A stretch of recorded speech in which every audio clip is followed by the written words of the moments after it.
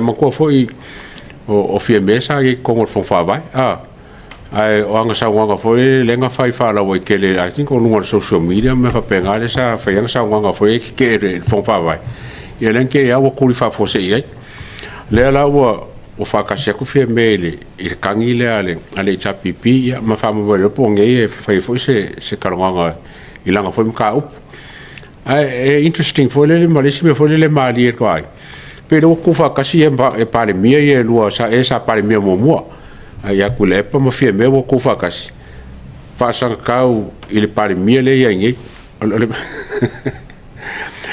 ya asiak ngawa ko fa kasi mai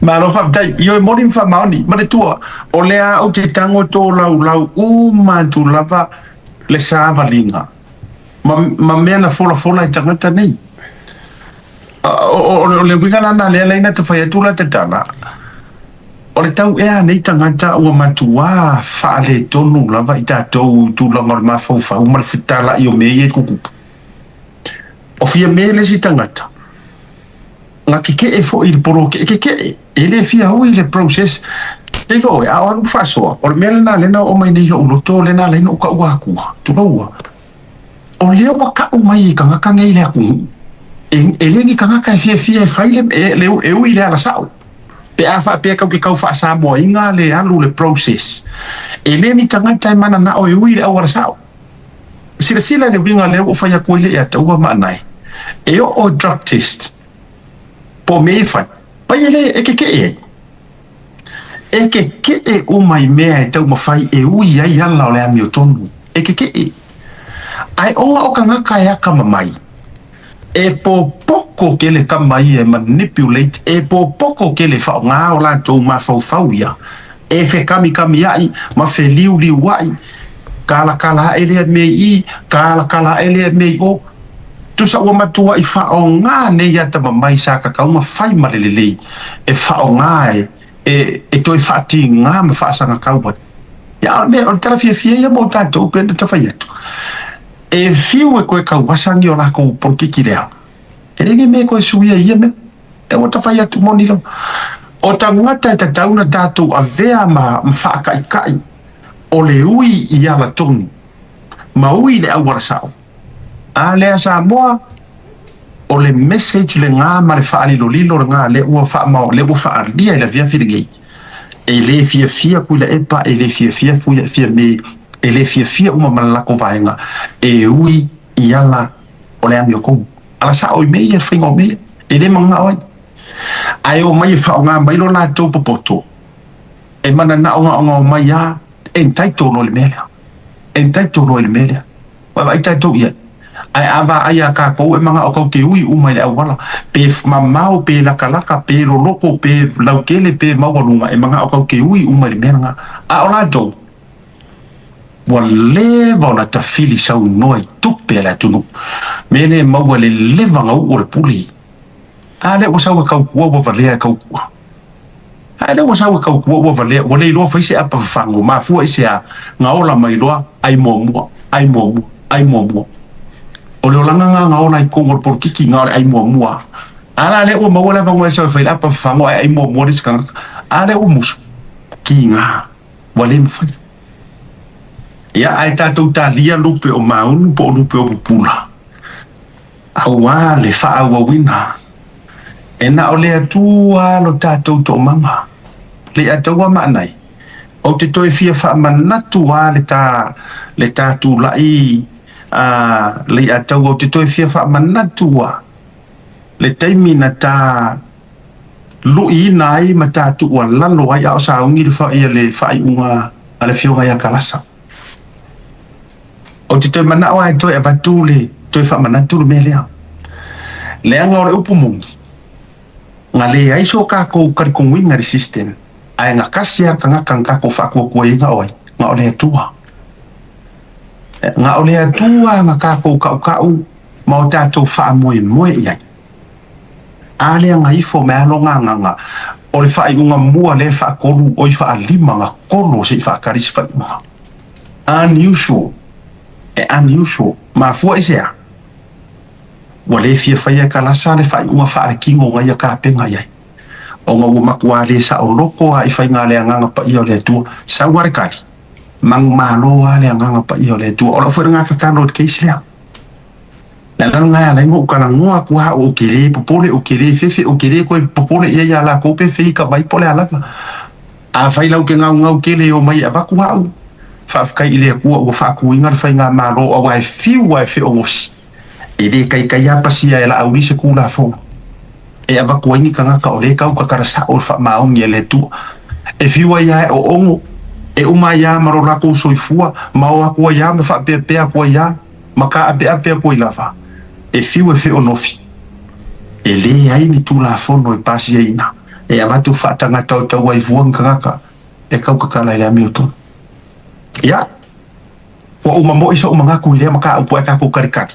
malaga o lae talia pea ni fai'uga mai ia i le fale fa'amasino auā le tua patatua o le mataupu o lo'o tatou pisai nei malo o le upu fa'amanino mai le tulaga foi lea i le tatou fesili anafi i le tua i o le to'oto'o foi lea ia na i sabapalinu ia le alana mauasi na feso'ota'iga atu i totonu lava o le afio'aga ma fa'amanino mai ai o le tulaga lava ia na ta'oto'i ai o le atafi o le tulaga lenā na maua la'u feso'ota'iga se tasi fo matai tonu o le afio'aga sa iai foi le fa'amoemoe o le fa'atofala'iga ai a le afio'aga e taunitafi peita'i ua toe te talo mai le sa'a o le aiga sa ainu'u ma talosaga mai ia e toe liuliu le tofā ae o le a se'i ma mafa i ai le aiga latou ia ma tu'u i ai aulape ma vaega uma ona te talo mai ia o lo'o feagai ma puapuagā i lenei taimi e le gata o fa'amasinoga e le gata o le nofo i Samoa me umalo o ina lana toe liuliu ai le tofā le fio'aga ave lo'i ai le tipo ave lo'i ai le warning la o le lapata'iga la ua ave i ai ina ia o le lasi lea it's the last of everything a o le vaega moni ana tupu na matua tapena le nu'u ia e soloa le aufuefue ma ioe le tulaga fo'i o si tinasia ia ona ua se taitaliga fo'i ma fa'alumaluma ai le paia o le fio'aga ma le tuma ae me se ho le nu'u ia ma suafa i legi kama'i suafa o se toe fa'amaninoga lana la ua ave'i ai le final warning o le taimi a la e toe laualuga e toe maua ai ma tulau fapena ia oga umai fo'i lea ma le keisi o tonu sapali'ia ma le tulou fo'i ia le fio'aga o le malietoa ia o si vaega na le ataua tau ane te ua isi si vaega fa'alaua i tele na e maua ia fa'asoa ai fo'i lenei afiafi le o gaua e sagokogo ale mea le foi gao mauaga a'u ia wa masalo o le video le kakumakmaka ngafi nga se vaenga o le kaukalaga kaukele i maua le a kokoaga mai le amakaga ia gau fa'amamlama mai foi e ngisi o le afioaga ia le gaka i laususuga ia le foi sa mau foi sokaiga ia kusa leia ma lau saugaga asiaka ia o le vaega tāua lenā ao tatou ae i toe fa'amanino toe ono toe telo i latou lea sa tu'ufasili mai ia po featonu na ta'oto ia le vaega na ae tatou toe fo'i atu itua i le mataupu lea ae focus lava mai i le poloketi o iai se update mai o lenei taimi i tulaga o poloketi ae ma se fo'i o fa'amaite i totonu o i tumalo te tasi ia tatou ofisa fo'i ma o fea ua ta'oto i ai au ia ua alaga pe o le kele o mei ua iga o fa'amasigoga ga o kala o fa'amasigoga ia ae po le a se latest update mai ia i totonu i poloketi ai tumālō ma tulaga fapena iai se polokeki o leo ke folo ai mo mai kau aku mai lau sokaiga le polokeki o le kofaga o lo ngā solo lei ma ke loinga o lae e le lei le whainga kaimi ngai o isi polokeki ke mai kau aku lunga o le api o fōringa ma Facebook yo la lava e whangaso solo o le lawe foi le pelefe ke ngā i le ngā solonga o le polokeki ai la kou o le kongo le whonga whawai ma le whike ngā inga foi la le waenga le kike pero que vai que ele ka foringa mai le ka fera sasi ele ia fofonga ia o fa longo foi le sa wanga a fonga ia ale ki ngo o se menga mai nga fie por i lunga pokalama a Australia e foringa mai o le ka fa ale anga me le fai ai o me foi le ka ku fesidi lo ma fa la ngofo e fa le anga la come fai la foi la ko ngole o prokeki o le ki ngu liska ka la ko ngole o prokeki ara fa longo la sa wanga nga fai foringa mai le sa ka be o fai pe o la ku fa wa ale le ale anga ko e pe ala ko langa fa mai langa ko kele ia va nga ale fasla ia o nga ia mai ka le mese sele ngi pe foringa mai o la ka mo fai va nga e fa le anga ma pa ku ka ia prokeki ala ka mo fai di si va nga le fast e fa melanga le ka ko fa singonga le vai ka va ku le ka ia le finga u le ale ro ia le ale fast o kanga ka la commit ma ave la ko kai mi a ko ma la ko nga ko e fa le prokeki o kanga ya nga ba ma la ko nga le o nga fitfilia ele fast ma la ku fo el fitfilinga inga ia fa ka inga ia me ia a fa rongo ngakula a fa rongo ya kulepa sa ngo foi kulepa le so o fa rongo kule e fonga ya la le pule ia fa rongo kule o fa rongo ya la kingu pe kai ku kusa le ba ale o va ngale o kam fai fonga nge poloka ia me fa le e ku malo langa mai se laudi ma se fulu langa mai e isi mea o me ia fa ngofie onga ko singa i ma fa o kangaka ma fonga ma foringa mai ke fa nga malo ai wale focus i lunga me la fa nga e ku pro ke ki me fa penga o le fo ke roinga o le o kele la vango e complain ile milionga fole le male Barcelona wa fe le fa pe fa nga ka le nga ya yulai ali amakanga lo milionga ya se ka ko ki foi wala nga le ka fi mo se vango po la kongule kulanga be ke va kula fa la focus la vale merga ai le focus ai le fa ola ko manga kule le lo milionga le wa leva nga kankangi mai ku malo e fa se fofonga le milionga va se laulea ai yo ya yulai nga kankangi mai malo ka fa ngor ka sanga len kengi ale o mangi ro ke va ko kele ai ku malo le ai me se la comenga fa ale la o e kuri merga ale wa la o ka mi fa nga ai le lo milionga ole mafuanga le tua le ngala ma le tangi ya we o si vaenga si e na we ta i proketi le atua o tua atu ona e ta mauloa malalango le va a fa tu ile to sa mo pati ma fenga fa vai le mini wale to ye se o nga o la to fi vai pule wale ko ye se angoa o no good ioi on ale wingo o fa matalang agua foi ele ngi se ko yo ngi fai puli pe ke fai puli ale HRPP wale to ye so wa nga dele I say everybody and anybody will run to the phone of avai o inga e au mayere manguia phone of avai anga il fai nga malo ora nga la le atu wa le fia na wadi ia o le fia ia o ka ke mawa o manga kwa o meni ile ta wini ma fo isi ala ai o fa ali lo lindo o maia la ka fo e bubusu e ka ma o me ia wala ngai o si pa inga le atu wa e tutu fu ai se ha ile ko yengi se ko yo ia ingiola ko kongi wai ai ele ko yengi se ko yo ia etasi al bele le amatua lo fi ai ma fetu leni ma feta o mi ai le mamadu le atu du itumano nga ole o ai ka ka ia pro ke ki paunga bye le nga o i o loko po dia ile no fo ia tatou ia tu o tatou tama i loko po dia tu so ile la ka ko anu lufi mai fo o ai ia onga i fundings matulanga o e fa manguyanga yo ya onga le la sa umai Lono winga aluai ma wha amalosia ma wha tupura ia. O roa kofi whai pule wha HRPP. Ua ngā o se foi wha he le kau. E le koe ai kere so lono winga ato e tu wha whai ngofia la utala. E le koe isi se koe fia ka mo e se HRPP. O ina tonu lava. Le e fe ai si koe inga. O ina tonu a. Le ia yo la to ma fofonga dei le ia to wa mai. Ia le anga ua le amana. Ia le amanga ia le ha. A fai fo e tau te turi au puina le upule a whamai o le vai maa walalo. Pe ua vai maa walalo atu le fast ia lato. Le ai. O ai ka ngaka ia e kalangoa 24/7 i le rola vai maa walalo. Hu.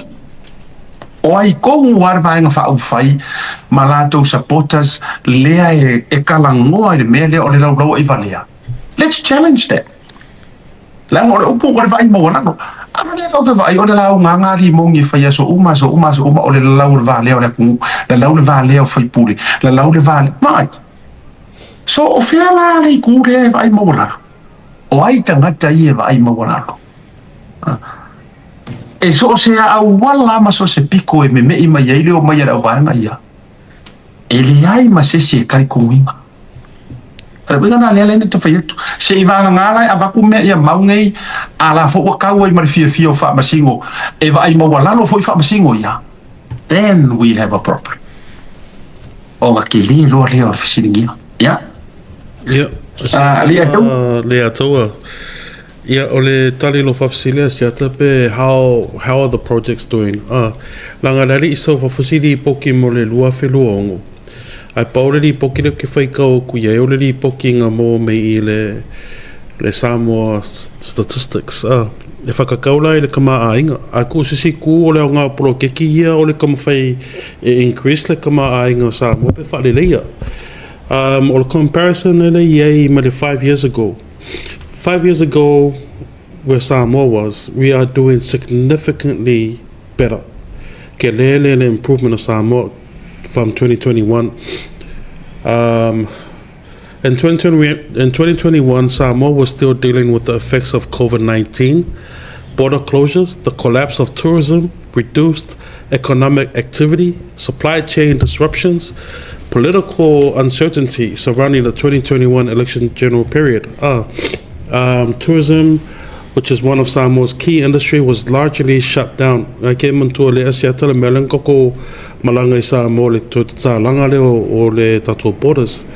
Our economic growth was also very weak compared to historical levels. Atoto mailo le luafiluongo.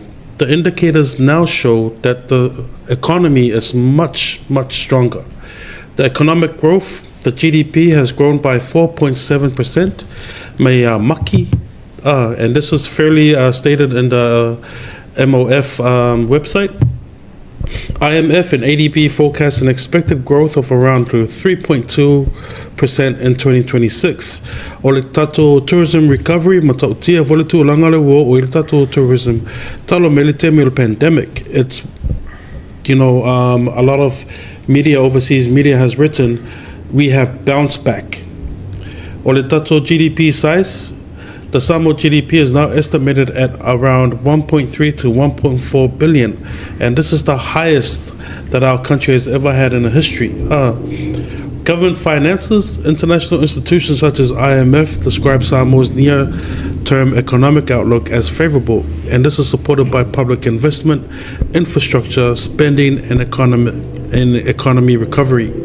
So, pawale le fafika urile yai ele nga o Samoa fo ila fe ngai mo le mea se tamale atawa o le cost of living o le tau le soifuanga. And this is where people are feeling a disconnect. Even though that the GDP is growing and the tourism is back and businesses are trading, but families are still facing a higher fuel price, higher transport costs, and higher food prices. So lenga out menge ya yungile CPI pela consumer price index familia totally lo fasa mo CPI. But the annual inflation of 5.8% is driven largely by the fuel and imported goods, and that's mafua me le tau lea I Iraq, Iran ma Amerika. So, thanks Donald Trump. If someone asked if Samoa doing better off economically than 5 years ago, I would say yes. The overall economy is much stronger than it was in 2021. And evidence suggests that more economic activity, stronger tourism, and higher GDP, better business conditions, and continued infrastructure investments is on its way to Samoa. So, as long as we maintain and we stay in this goal, I believe that we should be doing well. Koe whapopo koe makako plokeki ia. O ke rola mafuanga voinga o isi mea ka peole agriculture lako. O isi I kumaro o whaila ko tourism businesses. Whalau I loa makaanga ese. So, o ke roa ke rele sao le plokeki. Ile GDP o la kungula I ke mingi. Ia, malo whautai, tā ua, na ua whaabari no mai fo I le whionga anai. Ia, olo na whaatawaina fo ima le si tanga, ma si tia ai o le tamau ai ngā o si o tātou watunu. Ia, mai ele o ia saka ku ufesili, ku lou, ele o ka ika se kangaka fo ile le lale upu economist, ele o ka ika se kangaka e kake ai wala va me ye kake va ai le a tawar so fuanga nei what you see is what you get. O le formula fa ngo fia le o so fuanga. E fa pe o ese se pange kama se raro langi o ka ku fiu lai. Ese pange kama le raro langi le amba ye stats ngi. O le ha ka ke o lai nga. O le hatau te whio lai na o lai ka ko ai ngai Samoa. O lai so everything is right in front of our eyes. Kau ke loa ia le polonga, kau ke loa I fo'i le whaamangu inga. Ai o le upo modi aia ma le upu tautino. Ai ai se vaenga wo kau va ai ia Samoa ua sui. E le o se makikiwa. Ai ua kau wola makanganga. Ioi. Ia. Tātou e anu ai upu se sao. E le ai se me ka o se ola makiwa. Ai se me o tau mai tau ea uila observations. Mai Samoa, ua tau nana tātou.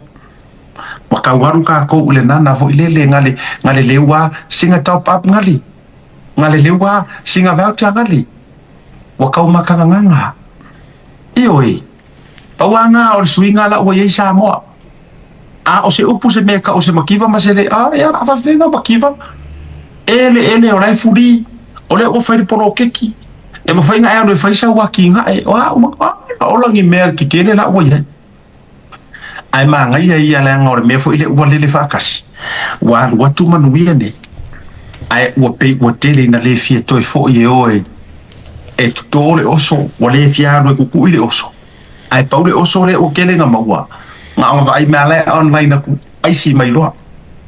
Sa wa lo ile akua. Kongi aku I kongi ma. Pa wa nga o swinga. La o ka va ye. Se mea ye fa mai o ka ko ku ola le mau kupe. Ka o ka e o isi a inga wale koe mumungi a fi wa le ai fa le inga me la o ye. Ai se nga fatia.